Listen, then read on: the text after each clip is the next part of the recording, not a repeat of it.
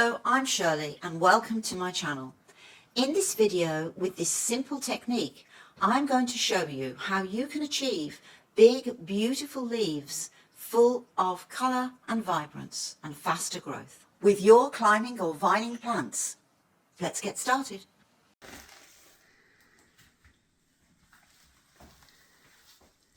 So now I'm in the office. These plants do need to have sort of bright but indirect.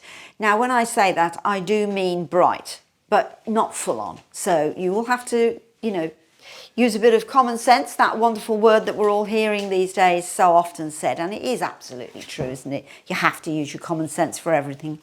Anyway, I'm going to try and get her out of here. If I can get her out of here whole and keep as much of this soil on her as possible, because there's nothing really wrong with this soil, then give her a squeeze.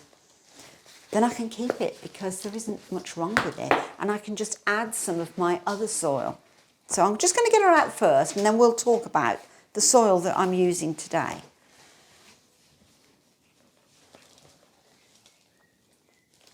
I don't want to snap anything. She is a bit delicate, so I think I might just try and inch her out. Put my fingers down. Oh, I've got that lovely smell of earth. Do you have that? That lovely smell of earth. I know it's silly, isn't it? It's dirt and everything, but there's something so rich about earth. I'm having visions of running barefoot in the summertime. Oh, here we go. Here we go. Got her. I have got her out. Wow, just look at that. She's got a good root mass. She's not pot bound, but as you can see, she can do with a bit of extra soil. So actually, I think I'll just gently put her there. And now I'm just going to go back for my soil. Now this is my aroid mix. It's a wonderful houseplant soil. And I've added to that big, chunky and small pieces of orchid bark, big and little. And I've also put some worm castings in there. Worm castings is very good for your plants. If you can get it, get it. Add some in your soil. And then after about 6 months, you could just sprinkle a little bit on the top of your soil, work it in with a little twig or something. It's really rich food and nourishment. Now I'm just going to add to this. I shouldn't really be doing it with this one, but add to this some perlite, because you literally cannot do without perlite. It's just so good. But it's not healthy for you to breathe it in. So don't play around with it. Just work it in gently, pretending you're working in the flour there to make your apple pie pastry, and just give it a little turn. Okay, a little bit more, just try and shove it down a little. Okay, now I'm going to put a bit of this in at the bottom, and then I'm going to put her back into her new pot, and she'll get all the richment and nutriments from this as we water her. Now the other problem is, you are going to guess it, aren't you? I've got to put the moss pole in. So I better just try and get her in first, try and find where the front of her is, if there is a front and a back. Yep, I think that's the back. And this is the front, where all the growth is. So I'm just going to inch her back in again, lift her up a bit, try not to break anything. This video is part of a larger video called Plant Tasks, where I show various methods to grow your plants, such as working with PON, aroid mix, and propagation, which you can find in the description below. Isn't she looking good? I'm so proud. I'm finally doing this, I've been wanting to do it for ages. But then I knew Easter was coming, and I thought she'd look lovely on my wooden arch beams with all the little pretty things, you know, bunnies and eggs and whatever going up the arch there. So I thought, well, I'll try and do that for that video. It'll be down below in the description if you want to see it. And she's already clinging on to her moss pole. Did you see that then? Right, now I'm going to try. It's like one of these slapstick comedies trying to do this. I'm going to try and put this in and pray to God. Pray for me, everyone, right now. Pray. God is merciful. Sugar. Oh, no, bloop, bloop, bleeper, bleeper. I didn't say anything, honestly, I didn't. I'm a good girl. She's in. Right, now, what you want to do when you get to this stage, if you're clever, not like me, actually, she could do with pushing down a bit more. Oh my goodness, my goodness. Where's my, have I got my rod? Oh, I'm going to try. Oh, this is just ridiculous. I mean, how to make a complete mess of your video in 2 easy lessons. Okay, up goes the broom. Stand back, everybody. I don't think it's going to work. I've lost the broom.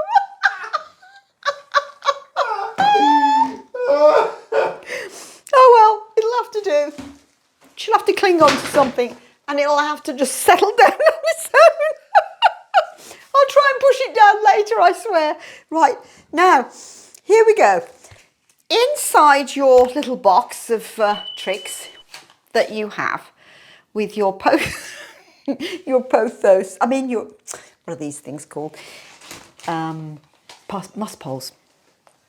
They give you some little Velcros. I don't rate them really, but it looks like they're going to work. So what I'm trying to do now is hope that that does not fall over and untangle, which I should have done earlier, but it was a bit difficult while she was in her own pot. Just untangle some of these. There's only about four or five of these beautiful long threads. Pray nothing's broken. Oh dear, I'm not sure if that's broken. Oh, lost one. Okay, we're gonna have to propagate that one. No problem. Just get a few roots on her and I can put her back in with everything else. So if that happens to you, don't fret. Cut below the node and put her in some water. She has nodes going all the way up there. You can either make 2 or 3 of them, or you could just leave this one, maybe cut this one in half, find the next node, cut below it, and then put that bit, take that leaf off, put that bit in the water. And the same with down here. And then you will be able to root that and put that back into your lovely pothos. It is possible that it could happen to you because really, if you've left yours as long as me, then, you know, it could easily happen because, I mean, I kept saying I was going to put her on a moss pole, but I mean, I was going to do it at Christmas. I still didn't manage to do it. It just goes on, life goes on. You just can't always get to everything. So I'm going to try and wrap her around a bit. So I think what I'm going to do is just put one somewhere up here. And then where it's comfortable. You could rearrange these at a later date. The main thing is just to get your pothos on. That's on there. And now I'm going to get another one. I've cut a couple up. I have to keep cutting these things up. So as the video doesn't go on and on with just one plant, I'll just do a couple of them just so that she's actually on the pole. And then I'll finish her off later when I can get to her.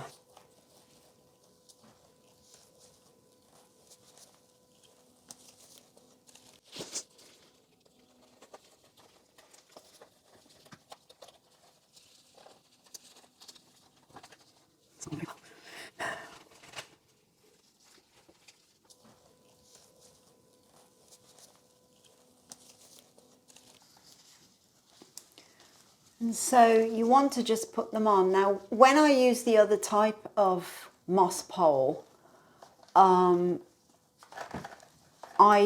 wrap it around. But with this one, I just felt like I wanted to try and put it more to the front. I think this is going to work either. They're not that good, these things, but they are soft. I think I'll tighten them up later when we finish the video. Main thing is just to get her up and get her on, and I will definitely propagate. She wants to go down now. It's being difficult. You're going to have to move over, dearie. Oh my goodness, I'm losing my way. There you go. This is a bit like doing sweet peas, isn't it?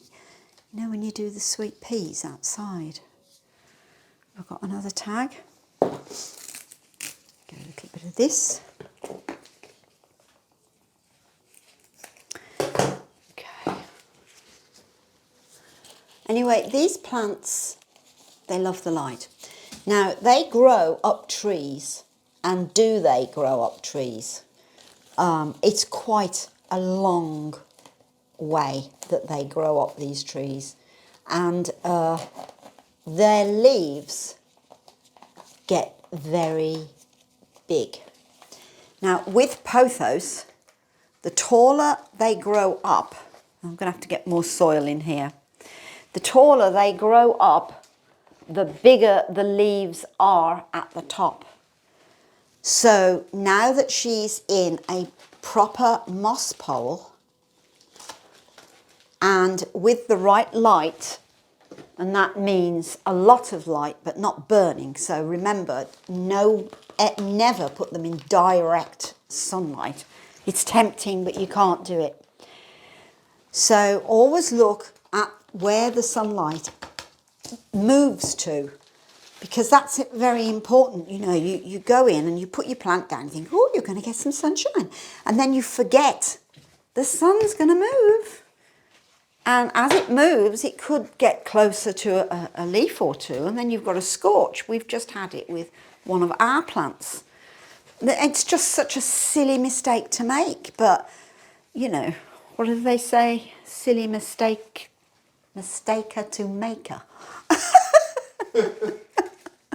You feel such an idiot, you know.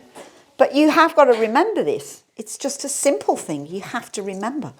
And also, they need their fertilizer now more than ever. They're growing. This is the time to do it. Now, with a soil like this, they're getting a lot of nutriments, a lot of goodness. And they've got a lot of air with this extra soil that I've done. There's lots of perlite, there's lots of bark, and then they've got the worm castings. If you can get the worm castings, you know, get it. It's really good. And position your light. Now, if they're on the floor, then the light will be basically above them, won't it? More above them than on them. And that's what you want. You want that light up there somewhere. So if you put her on a table, the light's going to hit this way from the windows. So you want her on the floor, but where the sunlight,